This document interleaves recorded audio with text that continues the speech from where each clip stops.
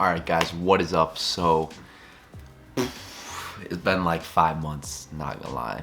I mean, you guys know, but not good.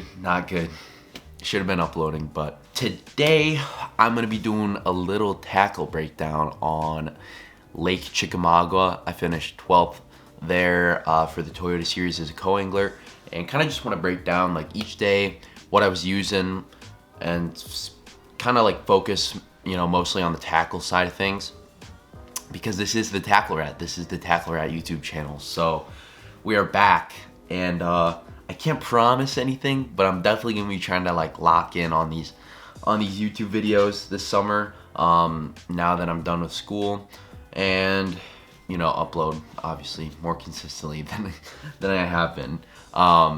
So first, Chickamagua. So it was very, I wouldn't say tough tournament. It was medium. It was medium. It wasn't super good weights. It wasn't super bad weights. But the first day, I started fishing offshore. I was with this boater who was fishing. It was about like 10 to 15 feet deep, and we were fishing the rocks, stumps, and then there was also hydrilla.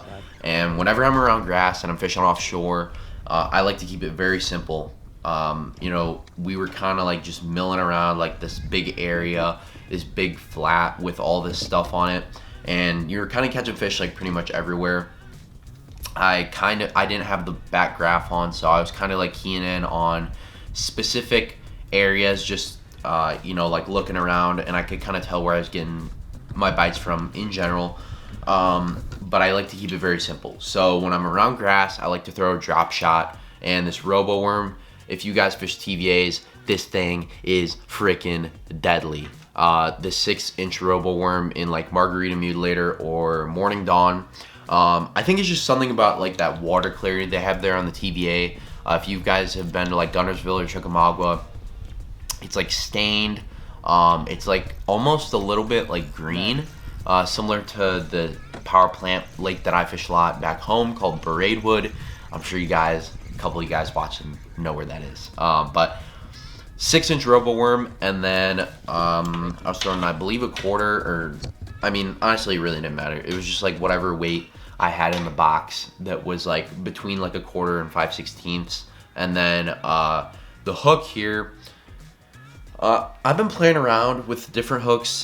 This tournament I used a rebarb medium wire, and I only lost one fish, and I think it was kind of my fault because I had my rod tip like really far back here when I was setting the hook, as you guys can see in that clip.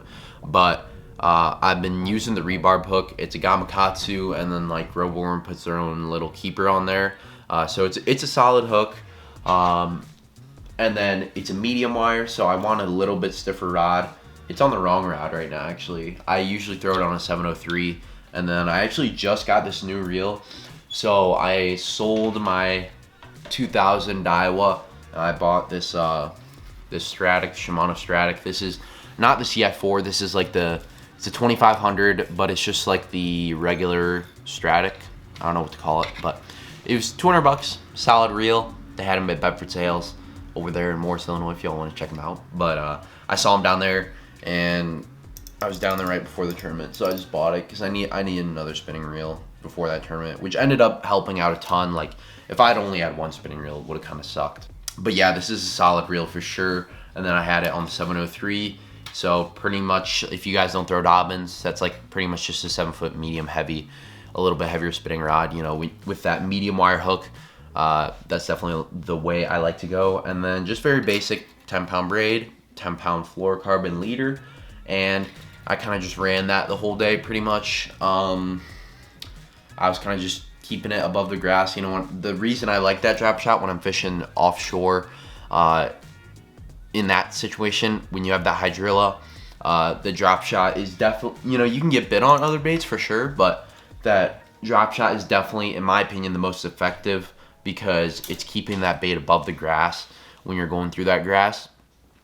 And then when we were fishing rock and stuff, like as you guys will see here in this clip, that was my one, I think that was my biggest one actually, on a Carolina rig.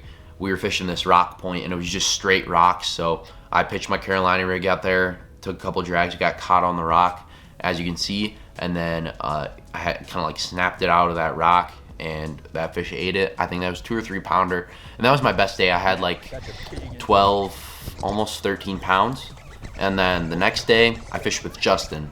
Super cool dude, and we went upriver and we fished like kind of in these sloughs. If you guys look at like the results from Tackle Warehouse package coming in literally right now, and that was cool. We were kind of fishing like, if you guys have fished rivers before, you know like what sloughs are. And Chickamagua is a river. A lot of people call it Lake Chickamagua, but it's part of the Tennessee River. So that whole Tennessee River system, you have Guntersville that's above it or something. There's Guntersville, Chickamagua, Pickwick are all like the 3 major ones that pretty much everyone fishes. But Chickamagua, as you get farther up that river, there's more like little sloughs and like backwaters and stuff. And a lot of those fish will pull off in there to spawn. And that's kind of what we were fishing, was those areas where they're spawning at. And it was kind of like this, I don't know how to describe the grass, but you guys can see it in the video. It's like this buck grass. That's what I would call it. And then there was a couple cypress trees mixed in there. And the day that me and Justin fished, the cypress trees is really what those fish were on. They were on those hard targets. I really don't have an explanation for that. I think it might have been a cold front or something during the tournament. I think, or no, yeah. I believe the temperature dropped like 10 degrees going into that second day, and so those fish were really on those hard targets, those cypress trees and stuff. But it was super simple. I mean, I was using the same setup as I was with the drop shot, on day 1, but I was throwing a wacky rigged 4-inch green pumpkin Senko. That's literally it, and I was wacky rigging it. As far as hooks, that was rough because I was 3rd going into the second day, and then I had a bunch. I lost like 2 or 3, probably close 3 or 4 keepers at least, and I really like these hooks. It's these decoy cover hooks. Nice weed guards on them. It's a very sharp hook, and they last a long time. But the thing that I did switch up, and I really think that was the reason that I lost fish. Here, I'm gonna go grab them real quick. I mean, these hooks, I've literally never had a problem with losing fish on them, and up until now. So these crossover rings, as you can see, leaves that hook right above this bait. And what I think was happening when I was losing these fish, for at least several of them, because I would pull the bait back and it would look like this. So I would have it like this, I would cast it out, and what would happen on the cast, the bait would flip and it would hook into the plastic like that. And then I would, fish it, and the fish would bite it, and that hook is stuck in the plastic, so you really don't get as good of penetration. And what I was originally using before that were like these ones, just the regular tubes like this, and I was not having that problem.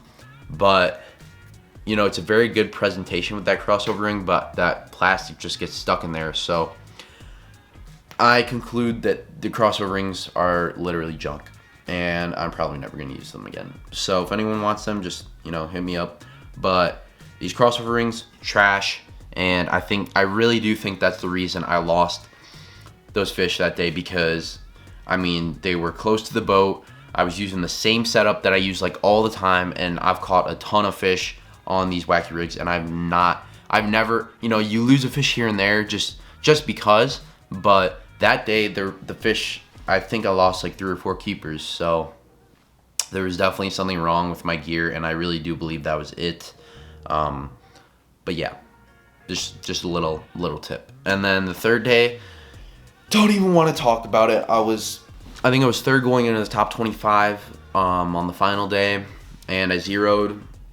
My boater, he was catching all of his fish off of like this one little grass thingy, and the fish were gone, and he only had 1 fish, and then he kind of just like, his fish were gone, so he kind of just like gave up, and we just fished like these random docks, and it sucked, but it is what it is, and it was still a good finish. So that's kind of a wrap for the recap. I mean, it was literally that that simple.